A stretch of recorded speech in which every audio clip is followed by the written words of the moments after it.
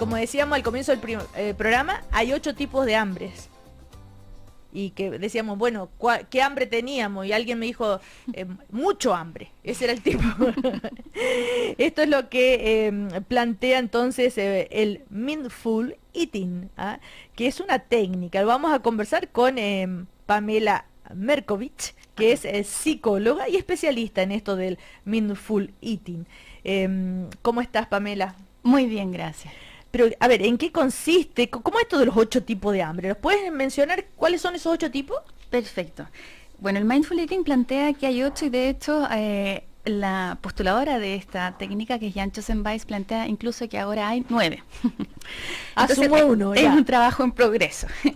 Plantea que nosotros no solamente tenemos un hambre estomacal, ¿no? Que tiene que ver con la sensación de vacío llenado en nuestro estómago, sino que también tenemos un hambre visual, olfativa, auditiva, bucal, estomacal, celular, mental, del corazón e incluso ahora agregó el hambre del tacto.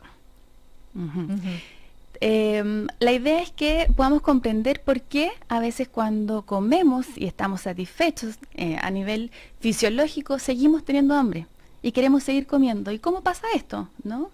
De hecho, por ejemplo, hay pacientes de cirugía bariátrica que luego de que son operados y tienen una cantidad menor de llenado en su estómago, una vez que están satisfechos y comieron, dicen, pero qué raro, ¿por qué sigo teniendo hambre? Entonces, esto explica por qué tenemos estos deseos de seguir comiendo que de repente nos aparecen y que... Pero a ver, podemos, sí. ¿Cuál es el hambre esto del tacto? ¿En qué consiste? Y el hambre del tacto tiene que ver con sentir la textura de los alimentos. Y cuando ¿Pero sentirlo con la mano o en la boca? Es que esa es la diferencia. El hambre bucal tiene que ver con la boca. Es esos deseos de comer que emergen por un estímulo en particular. ¿Ya? Por ejemplo, el hambre visual. Imagínate tú estás en un restaurante y comiste ya. Primero ves algo rico y qué bonito y qué apetitoso y los colores y todo eso. Exactamente, ya. Sí. Ves ahí un carrito de postres llenos de colores y dice, me lo quiero comer aunque ya estoy satisfecho. Sí. Ya. Esa es la tentación. Esa es la tentación. Que entra por los ojos. ¿Y cuál es el tacto? Sí, el hambre del tacto tiene que ver con querer sentir la textura de los alimentos. ¿Con la mano? Con las manos, sí, como cuando te dan ganas de ir a agarrar un alimento. Esa es menos visible que los otros tipos de hambre, que esta es, por ejemplo, el hambre auditiva, que tiene que ver con algo que se usa mucho como en los comerciales, ¿no? De cuando ponen la galleta y cruje y se rompe, las papas fritas, todo eso, entonces uno escucha eso y te dan ganas de comer. O por ejemplo cuando son las épocas, no sé, del 18 de septiembre o los partidos de fútbol y empiezan a salir esos olores asados y de repente estás caminando por la calle y sientes un olor asado y dices como, ¡ah! Quiero comer una parrilla. Eso tiene que ver con hambre olfativa. O vas al aeropuerto y sientes los olores a canela, las pizzas, etcétera. Y de repente dices, bueno, ¿por qué tengo ganas de comer a esta hora? Etcétera, etcétera. Y cuando es algo distinto. Y así podemos ir viendo cada tipo de hambre. El hambre bucal tiene que ver con la estimulación del paladar y con querer sentir sensaciones dentro de nuestra boca. Esa es una hambre que es muy importante porque está... muy centrada en los sobreconsumos de alimentos que hacemos, ¿no es cierto? Muchas veces comemos de más por querer sentir la sensación dentro de nuestra boca de la estimulación que nos producen ciertos alimentos. ¿Por ejemplo? Por ejemplo, todos los alimentos estimulantes. Por ejemplo, las bebidas que tienen estas burbujas y sabores intensos, las papas fritas. Hay una categoría de alimentos que se le llaman los alimentos hedonistas, que lo que buscan es generar un estado de placer a corto plazo. El alcohol, por ejemplo, ¿no es cierto? Entonces, ¿qué es lo que pasa con eso? Es que en el largo plazo empiezan a generar ciertas problemáticas. Entonces, si yo solamente baso mi alimentación en alimentos hedonistas, voy a tener una dieta muy poco balanceada y voy a generar estragos en mi salud. Ok, ¿y cómo hago yo para luchar contra eso? Quiero decir, no, me está dando el hambre visual, ya. No, entonces, cuando me doy cuenta que es hambre visual, ¿se me pasa las ganas? Y... tiene un paso más que eso. Todo esto se basa en la conciencia, ¿ya? Entonces, la conciencia implica el poder tomar conciencia, darte cuenta de qué es lo que te está pasando. Si tú no te das cuenta, lo vas a hacer automáticamente. Por eso digo, si me doy cuenta que estoy teniendo un hambre visual, ¿qué me pasa? Exactamente, es que ese es el primer paso. Y el segundo paso es reconocer cómo satisfacer esa hambre, ¿ya? El hambre visual se dice que se satisface con la belleza. Entonces, ¿qué es lo que te lleva a comer cuando ves el hambre visual? Es algo que te parece atractivo, algo que te parece armónico, bello. Los japoneses, por ejemplo, se meten en eso y generan todo lo que tiene que ver con comidas y platos llenos de colores, de figuras perfectas, etcétera. Entonces, en esta visión que trabaja la conciencia en el fondo, porque esto es una aplicación en la alimentación, pero es una línea de trabajo más profundo en el desarrollo interior. Entonces, es como yo puedo proveerme de algún estímulo, por ejemplo, que sea bello o armónico. Y algo que tú puedes hacer como muy práctico es, por ejemplo, cuando vayas a comer, es prepararte un ambiente bello para ti. Por ejemplo, no comer parado de cualquier manera, dentro de las cosas desechables donde vienen las comidas a veces, sino que sentarte, poner un mantel bonito, quizás... Bueno, pero si estoy en el restaurante y viene el carrito de postre y me entra por la vista y digo, qué bonito, ¿qué hago? Miro para otro lado, un buen mozo por ahí, qué sé yo. Bueno, implica tomar conciencia genera un cambio en sí mismo, sí. El hecho, por ejemplo, de reconocer que es el hambre visual y decir, mira, ¿sabes qué? Voy a preguntarle a mi estómago, ¿y cuál es el nivel de mi hambre estomacal, por ejemplo? Y empezar a, en ese sentido, ser capaz de decidir por qué hambre vas a optar.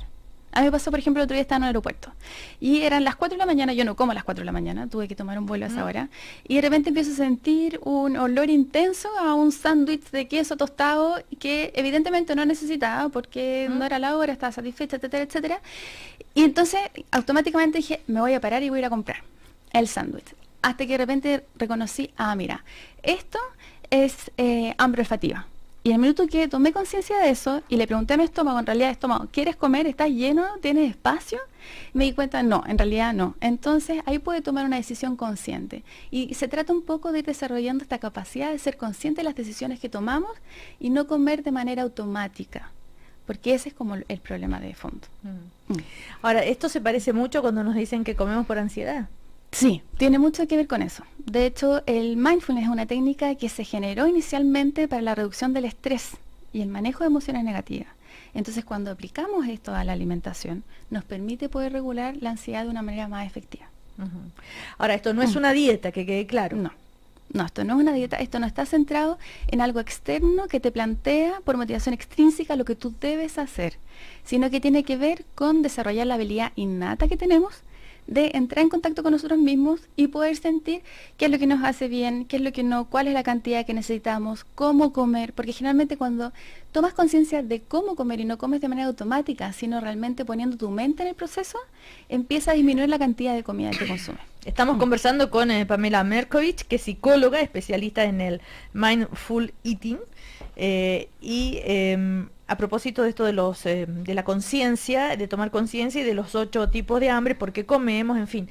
Hay un clásico que es el chocolate y las mujeres, cuando hay una especie de necesidad de compensar, o porque estás triste, o porque estuviste estresada, en fin. Pero también está la otra tendencia, que dice cuando tú tienes ganas de comer algo es porque tu cuerpo lo necesita, es decir, te está pidiendo cierto tipo de alimento. Sí. ¿Qué hacemos ahí? Son 2 tipos de hambre. La primera es el hambre del corazón y tiene que ver con poder equilibrar el nivel de emociones positivas con negativas, ¿no? Cuando uno, por ejemplo, no sé, las mujeres nos pasa una vez al mes, ¿verdad? Que estamos como más sensibles y de repente entramos en emociones negativas, en frustración, tristeza, ansiedad, etcétera. Entonces queremos equiparar eso y necesitamos como algo calentito, reconfortante que en el fondo equilibre nuestras emociones. Eso tiene que ver con una base emocional que está detrás de la alimentación. Y esa es un hambre muy importante y es muy interesante de profundizar, porque es uno de los grandes factores que genera los desequilibrios en la alimentación también. Y el otro hambre que tú dices es el hambre fisiológica y que tiene que ver con reconocer qué es lo que necesitan nuestras células.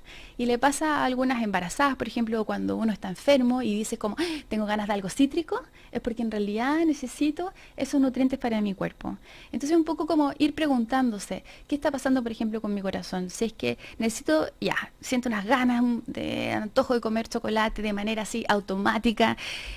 ¿Qué es lo que estoy sintiendo realmente? Y ¿es ese chocolate el que efectivamente va a tapar ese vacío que estoy sintiendo? ¿O hay otras maneras que tienen que ver con lo que realmente va a satisfacer mi hambre esencial, que tiene que ver con las relaciones y la intimidad? Ok, descrito ya todo esto, ¿cuál es el plan para sanarse o para manejar esto? Sí, Mira, hay programas basados en Mindful Eating que lo que hacen es entrenar habilidades de hábitos de alimentación consciente. En la clínica de la Universidad de los Andes vamos a realizar un programa de Mindful Eating dentro del programa de obesidad y diabetes que va a iniciar en enero. Vamos a hacer una introducción de 4 sesiones y luego en marzo vamos a partir con un programa más extendido. Y la idea es poder participar de manera grupal en un entrenamiento, una psicoeducación vivencial, donde uno puede ir aprendiendo, no en la teoría, sino en la propia práctica, estos diferentes tipos de hambre que estamos hablando y muchos otros temas más que tienen que ver con una relación saludable con el cuerpo, con la comida, etc. ¿Y qué resultados ha dado esto? Y lo que muestran los estudios, de hecho hace poco se hizo un metaanálisis de 14 estudios en que comparaban el Mindful Eating con la terapia cognitiva conductual, las dietas, etcétera, diferentes intervenciones para el tema de la alimentación, es que demostró ser una técnica efectiva para disminuir los atracones, la alimentación emocional, todo el sufrimiento que se genera por la autoimagen corporal, ¿no? Por no aceptar el propio cuerpo, y estados emocionales ligados a la depresión y la ansiedad. Entonces ha demostrado ser bastante efectiva esta técnica. Bueno, ahí están entonces los tips, lo que tenemos que estar conscientes, saber distinguir estos tipos de hambre y una vez que se toma conciencia, entonces podemos evitarlo. No, si ya no tengo hambre, a ver, preguntarle al cuerpo y decirle, cuerpo, ¿tienes hambre? Y tú vas a decir el cuerpo, no, ya. Entonces, ahora, eso se entrena, me imagino, y no se logra a la primera. Así que eso es. Sí, sí, y decidir, ¿no? Cuando dices, ya, si tengo hambre, ¿y cómo satisfago realmente esta hambre para nutrir no solamente a nivel físico, sino también a nivel mental y emocional las necesidades que tengo?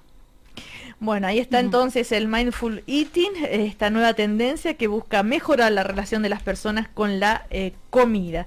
Y así que le agradecemos entonces a Pamela Merkovich, que es psicóloga y especialista en este tema, súper interesante. Conciencia plena también entonces con la relación, en la relación con la comida. Gracias. Gracias a ti. Chao. Chao.